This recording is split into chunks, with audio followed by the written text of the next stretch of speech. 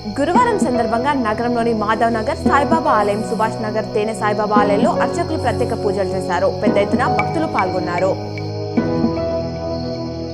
ఈ నెల 19న BRS Nizamabad MP అభ్యర్థిగా బాజిరెడ్డి గోవర్ధన్ నామినేషన్ వేయనున్నారు. ఈ కార్యక్రమానికి ముఖ్య అతిథిగా బీఆర్ఎస్ నాయకుడు మాజీ మంత్రి హరీష్ రావు హాజరు కానున్నారు.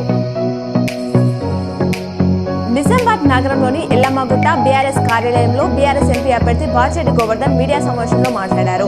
బీజేపీ, కాంగ్రెస్ అబద్ధపు హామీలు ఇచ్చి ప్రజలను మోసం చేస్తుందన్నారు. ఎస్సీ కుటుంబాలకు స్థానిక వీడీఎస్కి మధ్య ఉన్న వివాదాస్పద భూమి విషయంలో మళ్లీ వీడీసీపై బాధితులు ఇచ్చిన ఫిర్యాదు మేరకు వేల్పూర్ మండలం మోతే గ్రామంలో బుధవారం నుండి 144 సెక్షన్ను పోలీసులు అమలు చేశారు.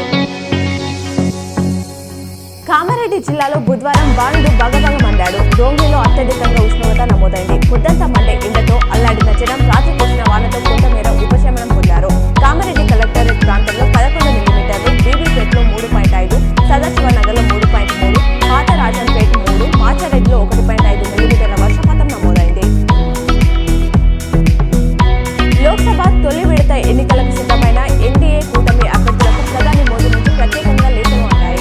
పేరు పేరున నేతలను ఉద్దేశిస్తూ మోదీ నుంచి లేఖ రావడం అభ్యర్థుల ఉత్సాహాన్ని నింపుతుందని విశ్లేషకులు అభిప్రాయపడ్డారు.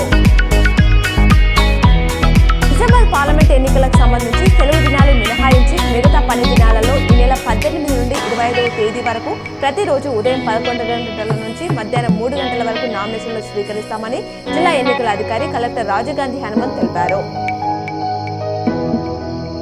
డిసెంబర్ పార్లమెంట్ నియోజకవర్గ పరిధిలో ప్రస్తుతం 17,01,573 మంది ఓటర్లు ఉన్నారని జిల్లా కలెక్టర్ రాజీవ్ గాంధీ హనుమంత్ తెలిపారు. కొత్త ఓటర్ల నమోదు కోసం దాఖలైన దరఖాస్తులను ఈ నెల 25 వరకు పరిశీలించి జాబితాలో అర్హులైన వారి పేర్లను చేర్చడం జరుగుతుందన్నారు. సాలూరా మండలం ఉన్సా గ్రామంలో శ్రీరామనవమి సందర్భంగా గ్రామస్తులు బుధవారం సాయంత్రం శ్రీరాముని శోభయాత్రను ఘనంగా నిర్వహించారు. ఈ శోభయాత్రలో హనుమాన్ స్వాములు, గ్రామ పెద్దలు, యువకులు, మహిళలు మంగళ ఆరతులతో పాల్గొన్నారు.